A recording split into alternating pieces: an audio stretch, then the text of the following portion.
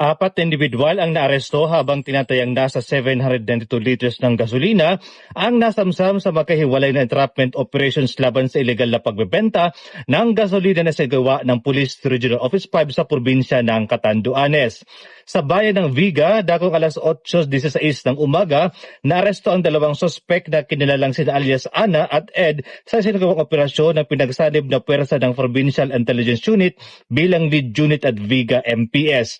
Nakumpiska sa naturang operasyon ang humigit kumulang 642 liters ng petroleum products na may kabuang halagang 53,286 pesos. Samantala, dakong alas 10:35 ng umaga, dalawang individual ang naaresto sa bayan ng Karamuran sa isinagawang operasyon ng pinagsanib na puwersa ng PIU bilang lead unit, Karamuran MPS at Bureau of Fire Protection Karamuran.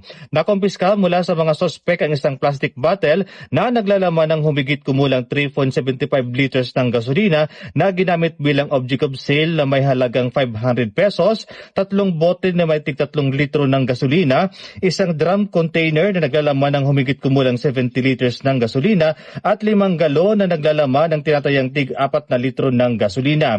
Sa kabuuan, umabot sa humigit kumulang 150 liters ng gasolina ang nakumpiska na may kabuang halagang 16,500 pesos.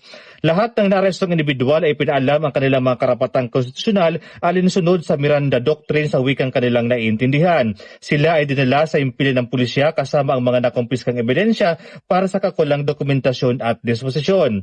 Naharap ang mga sospek sa kasong paglabag sa Presidential Decree 1865 o ang illegal na pagbebenta ng gasolina. Ayon kay Police Brigadier General Erosito N. Miranda, Regional Director ng Pro-5, ang matagumpay na operasyon ay patuloy na pagbabantay ng kapulisan laban sa mga illegal na gawain na maaaring magdulot sa panganib sa publiko.